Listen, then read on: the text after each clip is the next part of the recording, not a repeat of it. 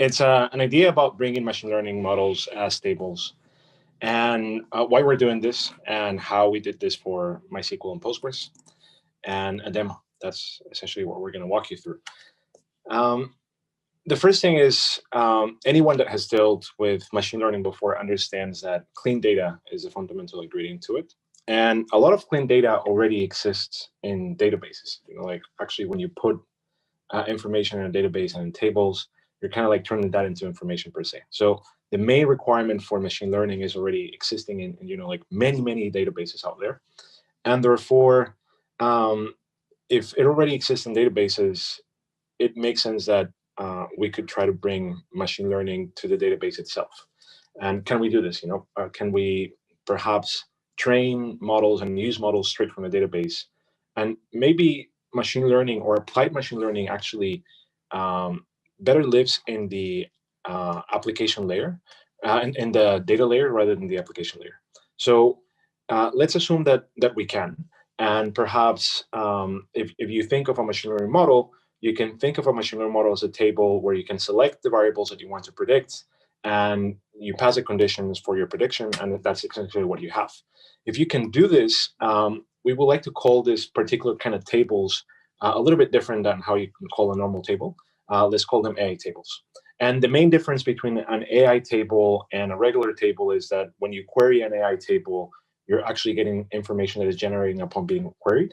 Whereas when you query a real table, you're getting actual data that exists in the database. But functionally, they should behave the same way. And if we start doing this thing, then again, we can start moving the machine learning components from the application layer to the data layer. And in our opinion, this structure of machine learning lives better in the data layer because that's the main source of any machine learning model is information. And even when you consult the machine learning model, once it's being trained, you're actually just querying a model. So by making this transition, perhaps we need to also think of, well, if we can query machine learning models as tables, can we train them? Can we test them as we actually use a database as well?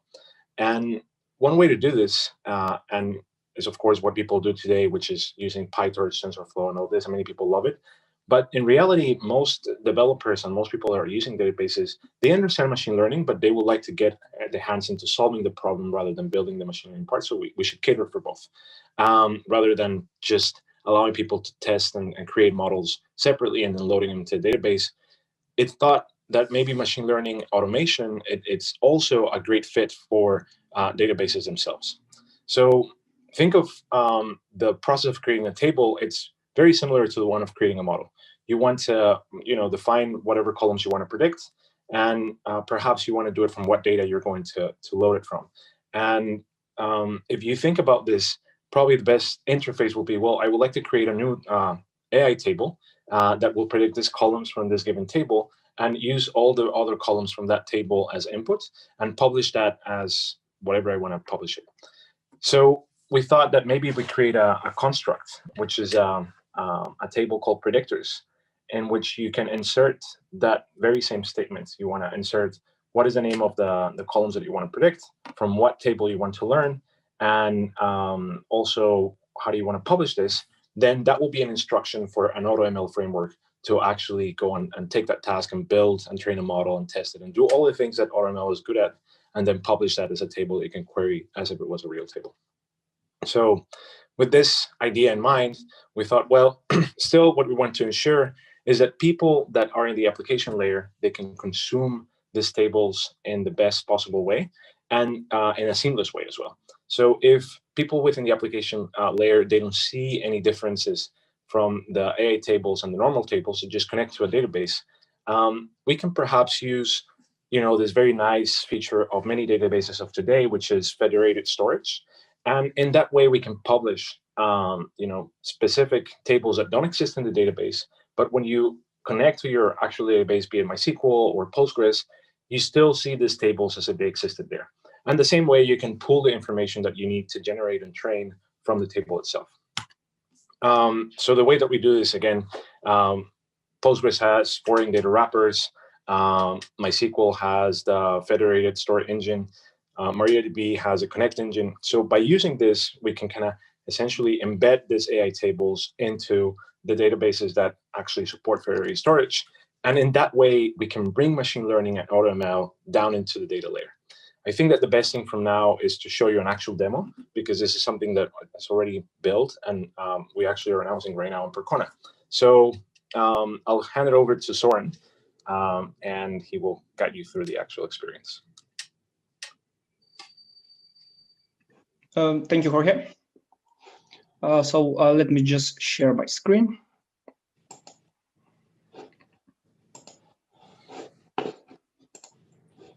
Okay, so hello everyone. So my name is Zoran Bandowski, and I'm working as a full stack developer in MindsDB. In this 10 to 15 minutes demo, I will guide you and present to you how you can train and query the machine learning models directly from PostgreSQL database by using MindsDB AI-Tables features.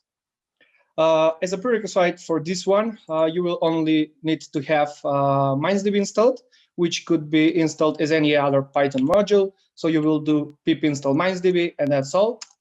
And after that, you're starting just with Python and MindsDB.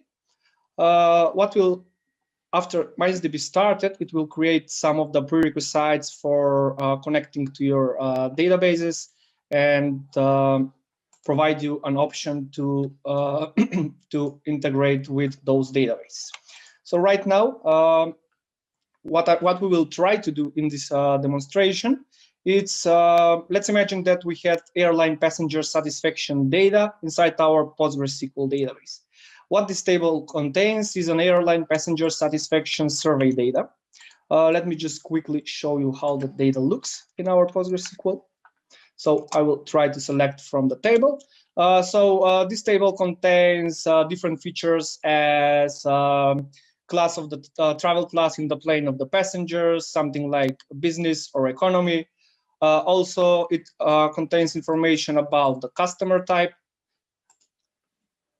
purpose of the flight of the passenger, satisfaction level of the on the in-flight Wi-Fi service, and other features. So what we will try to do now is, from this data, is to try to predict the passenger satisfaction based on the other features. The first thing that we will need to do here is to train the machine learning model. How we can do that is by simple inserting inside the MindsDB predictors table. How we can do that is just using the simple insert query that we will provide some information in. So what we're trying to do now is just do some insert query inside the MindsDB predictors table, and as parameters, we are adding the name of the machine learning model that we will build. So I will call that passenger satisfaction model. Let me just add a demo at the end. What we will try to predict is the target variable that we will try to get the predicted. So from this data, we will try to predict the passenger satisfaction. And the third argument here is the select query, in which we are telling MindsDB from where the data should be ingested. So we are just adding the select statement, and we are trying to select the values from the table. And just for the demo purpose, I have added like a limit here, just because the data set is quite big and it contains more than 100,000 rows. So if I run this, you can notice that MindsDB started in the background. It's trying to do a black box analysis and start the process of extracting, analyzing the data, transforming the data. And it will take some time to train the machine learning model based on usually that depends on the size of the data, the columns types, and etc. How we can check that the training has successfully finished is we can do a select from MindsDB predictors table. So if we try to select, we'll get two records here. The one is passenger satisfaction demo model that we are trying to train now at the moment. And for the sake of demo presentation, I have one pre-trained, so we don't need to wait of this one to finish, as you can see here. So it says the status is completed, and for the previous one, it's still training. So while the model is still training, what we will try to do next is we can try to get the passenger satisfaction out of the trained model. Well, how we can do that? It's quite simple. We're running a select statement on the model, which behaves like it is a standard database SQL table. Let's select the predicted value and confidence, and the additional information in the select that we will add will be, let's imagine a customer that is loyal customer, that he rated that the in-flight Wi-Fi service in the are quite good, that he's traveling, the type of travel that he's doing is a business travel, and the class that airplane class that he's using is an economy. So if we run this select statement, you can see that MindsDB already returned the results back. So MindsDB thinks that the predicted value is that this customer is quite satisfied with the airline agency that he is using, and the confidence for this, MindsDB thinks that this value is like around 95% confidence for that. There are additional informations that we can query from the models, and that provide us additional statistics about why this prediction and why this type of confidence. So I will run additional select statement. So in this one, I have included additional satisfaction explain column, in which MindsDB will try to provide additional information. So not just the predicted value and confidence, but additional statistics. So let me just try that one. So it's quite similar. So we're just selecting the predicted value, the confidence, and the informations, and we are adding in the where clause the other features for getting these predictions. So here in the info, you can check that the predicted value is satisfied. So MindsDB thinks that this user was quite satisfied with the airplane agency that he's using. The confidence again, but there are additional information like the prediction quality. So MindsDB thinks that this is it's very confident for having this prediction. Important missing information. So what model thinks that are quite important features to have while training the model, but also when you're querying the model.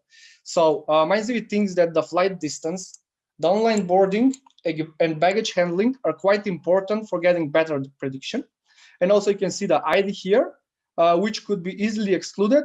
When you are creating the insert statement, you just add the remove parameters value, and you're including the columns that you want to remove from the training. Additional to that, we have an extra insights where we're trying to guess how MindsDB would predict if some of the values that we provided in the where clause are missing. So for example, if customer type was missing, the model would predict satisfied, and also it's returning the informations for the other features, and MindsDB is trying to guess those predictions. So yeah, it's quite simple what we tried to did here. So we covered two things. The first one, with a simple insert query inside MindsDB predictors table, we were trying to do the auto machine learning in the database and try and create the machine learning model. And the second one was using the select statement. We were able to query the model and get the predictions back from it. What I show you right now was through the PostgreSQL database. But here in the right side of my screen, if you can see, I have MySQL opened, and I can do the same thing from MySQL.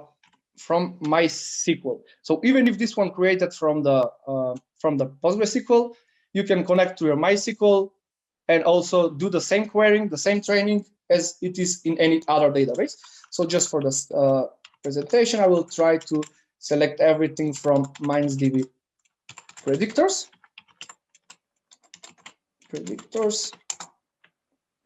And you can see here that we have the two machine learning models, the one that I have pre-trained previously and the one that we did through this demo. So you can see that the status is complete and we have around 94 accuracy. Yeah, so as an overall, it's quite easy. Anyone that have a general knowledge of databases and SQL can train and do the machine learning right from the database with just simple insert and select query. and it's not related just to one database. You can do that in the Postgres, you can do that in the MySQL. We have other integrations like MariaDB, MySQL, ClickHouse, and other databases. On top of this, there is some graphical user interface that we have built for visualizing of most of the things that I already showed you. So I will just try and quickly share that one with you. So we've built this graphical user interface that we call Scout, just for explainability features, and everything that you can do through the SQL can be done here with few clicks around. So in the integrations tab, you can see that I'm already connected to the PostgreSQL and MySQL. The interesting part that I want to show you is data sources. So if you go to the quality tab here, what we will present right now is you can get the additional data analysis information, like score for each of columns, input values, and variability of those values in the data set. MindsDB looks in every column, tries to analyze the data, figures out the quality, and shows suggestions and warnings about the data that you have.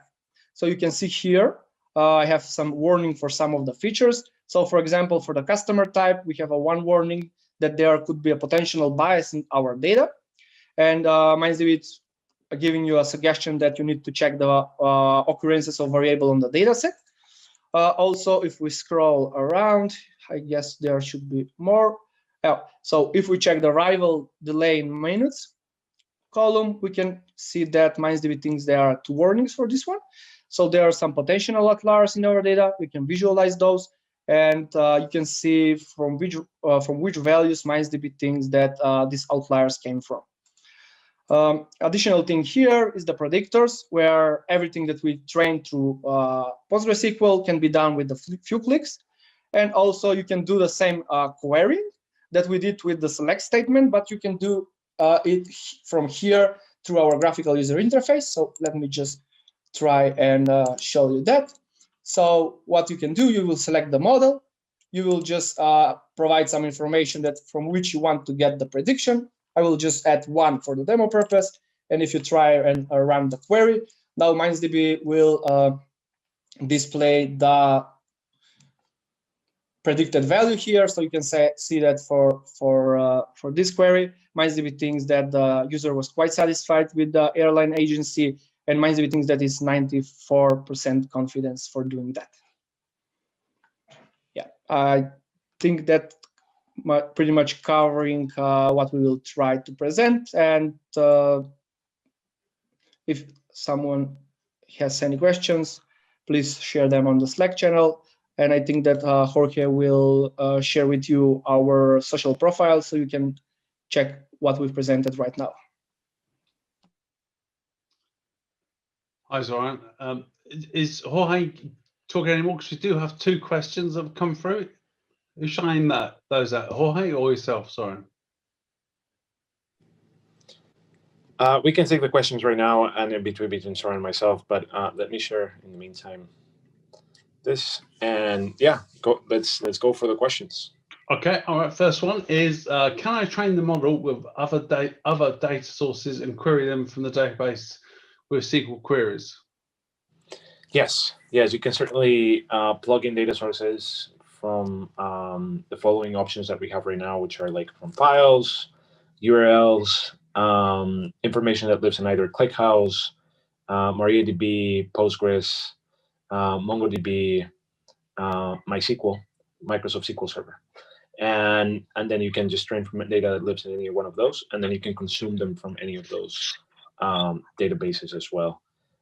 So right now, the ones that we can publish to are the ones that support the foreign data wrapper or kind of like a federated storage. And we also are adding other data sources such as Snowflake and like the usual data lakes, so that you can pull information from those but still consume them from your normal database rather than your data lake.